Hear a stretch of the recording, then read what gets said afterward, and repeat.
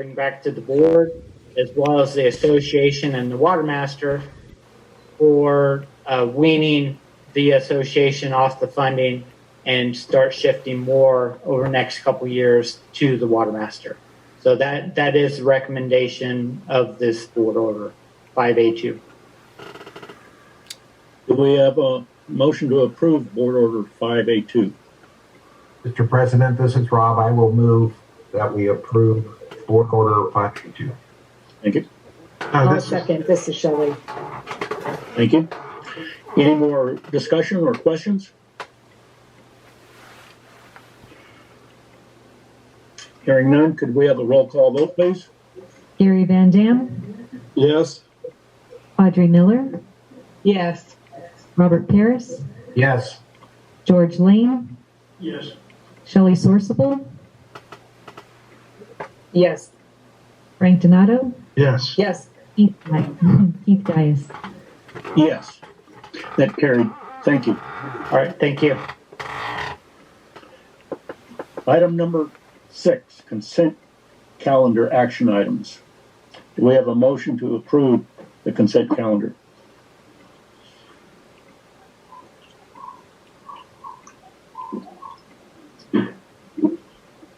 This is Director Sorsable. I'll move to approve the consent calendar. Thank you. Do we have a second?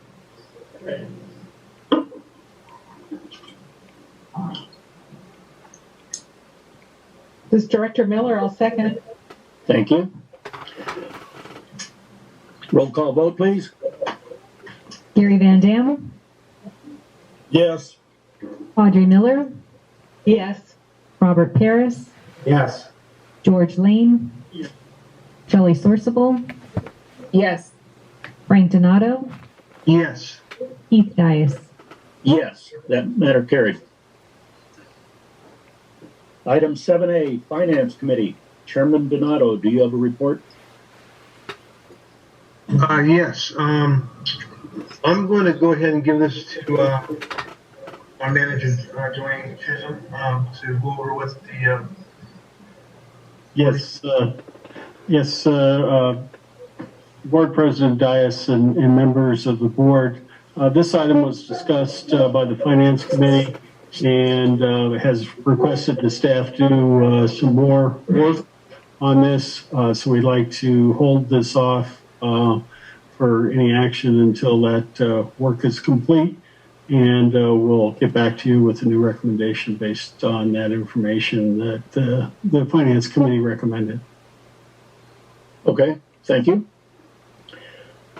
That brings us to item number 8, General Manager's Report. Yes, this is the General Manager's Report for February 23rd, 2021. It looks like we're having a mostly clear and sunny weekend. We've had a call earlier today with the meteorologist, I should say, that works with DWR along with their projections. It looks as if we're going to have a very cold 14-day stretch with not much of any precipitation. So we're looking very dry through this water year. This graph here highlights the point. You can see that we had that big storm that occurred at the end of January and the beginning of February. That certainly helped the situation considerably, but it's the only real measurable water that we've received. You can see February, we got about a week, and we're not anticipating any additional significant rainfall during that period. Unfortunately, the La Nina conditions don't lend themselves very well, and all of the longer-term models indicate that March and April will also be dry. We will get potentially some storms, but doesn't look very good. So we're looking at a very dry year. Current allocation is 10%. The current studies indicate even with this new precipitation that has occurred in the last several weeks, we're still basically at 10% or a little bit over. So we're going to need to have some more precipitation in March or April to really have any significant change in our allocation. That's to show you this in perspective. This is the driest year on record. This is the 77.8 record. It had 19 inches. We're right here at 18 inches. And you can see in a couple of these other dry years, we had some precipitation that occurred during these March and April months that really, helped make them at least reasonable and get us up to the 20-30% range. It doesn't look at the present time like that is going to be a possibility. So we could have one of our more drier years on record. And that's shown in particular the Orville, Lake Orville condition. You can see here we're at 38% of total capacity, about 55% of average. So we're significantly below where we normally would be. The same condition occurs in San Luis Reservoir, and you can see many of the other reservoirs are beginning to get into a similar condition along the state. So we're bracing for a dry year for the balance of the year coming forth.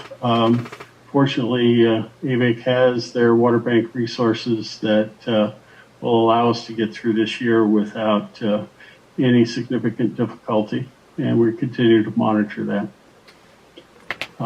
Once again, as I mentioned earlier, this is graphically shows what I talked about with regards to the elevation of Lake Orville. And one of the interesting aspects of this lower lake elevation is the fact that the electrical supply that comes from the power plant at the base of Orville is going to be also very limited because of the lack of a discharge out of the reservoir and the use of the river valve, which is a valve which is at the base of the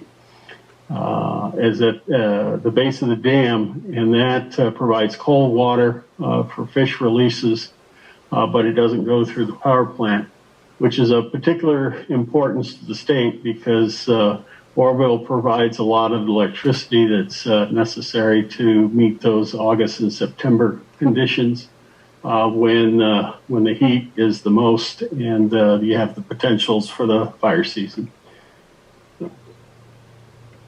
And then here we find ourselves in the same type of condition with regards to, you can see some of our drier years here. And this is an off storage reservoir. As you can see, we're in that definitely in the dry period there.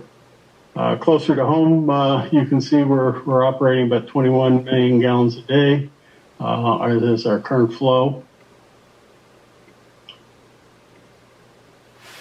Let's see, did I get too far? Okay, and we're, as far as year purification, we're just taking the minimum out that we can, and that includes the west side water bank, and that's in order to maintain positive flow and pressure in the treated water line. We're also utilizing the bench ranch during this dry period to add additional groundwater supplies into the system. As far as water banking, we don't have any water banking going on at the present time.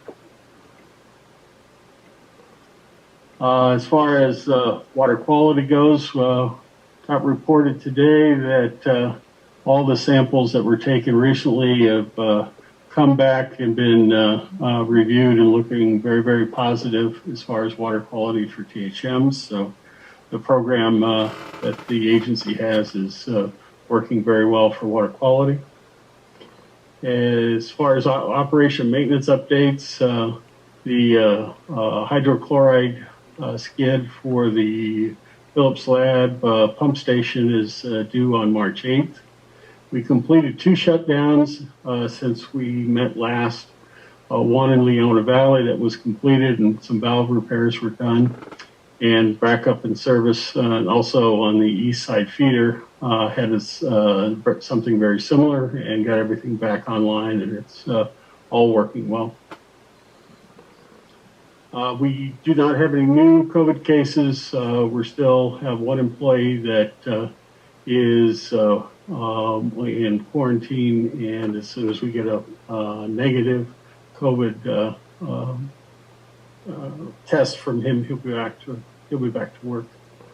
I did want to let you know that the Avek did receive 3 presidential special recognition awards from Aqua and JPA.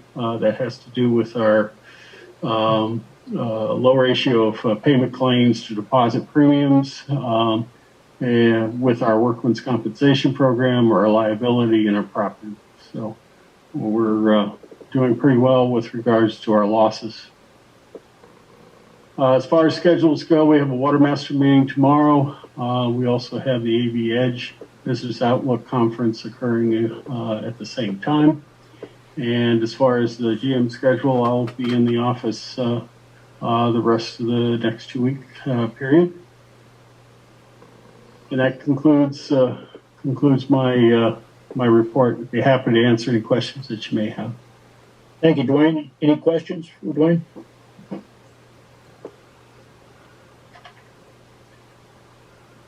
Hearing none, we'll move along to item number 9, director's reports.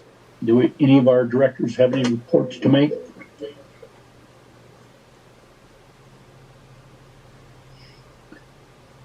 Item 10, attorney report. Jim, Yes, I'd like to make just a short report on the process of the Antelope Valley groundwater adjudication case, and talk a little more about it in closed session where we can talk about the strategies and what's going on and what we think will happen from here. But basically, the big case finally came to oral argument in front of the Court of Appeals in Fresno last Wednesday. There was a specially set 2-hour oral argument, which is twice as long as they normally go. 2 lawyers argued on behalf of the appellants, Ralph Kalfayan, an appellate specialist.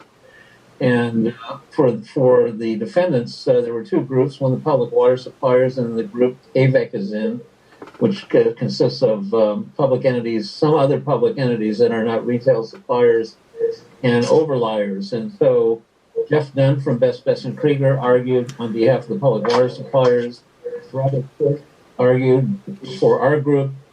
On behalf of Home Ranch, I argued next for Avek, and then that was followed up by Rip Zimmer, who gave a short conclusion on behalf of Bold House. So all of that happened. We think it went extremely well. It is the last big case, the only case left that could actually flip the adjudication if it got reversed and remanded. We'll talk about some of the arguments and issues that were argued. And a prognostication a little bit, but I'd rather do that in a closed session under item 12A than do it in public, so I can be a little more candid about it. All in all, I think in general it went extremely well. The court was very quiet. They only had 3 questions to the appellants. They had no questions to our group. So all the feedback we're getting is good, but as far as analysis is concerned, I'd be happy to talk to the board in closed session about it. Thank you, Jim. Item number 11, request for future agenda items. Do we have any requests?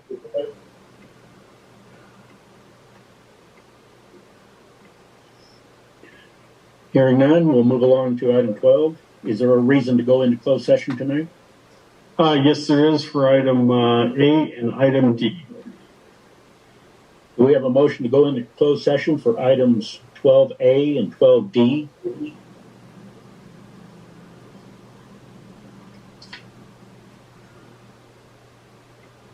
Mr. President, this is Rob. I move we go into closed session. Thank you.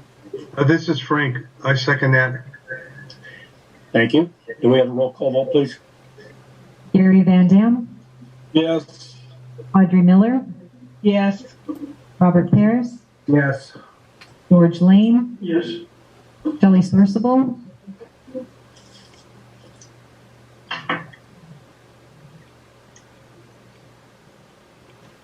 Frank Donato, Yes. Yes. Thanks, Shelley. Keith Dias. Yes. Yes. Okay. That matter carries. We'll go into closed session as soon as our secretary can switch us over. Thank you. Please stand by.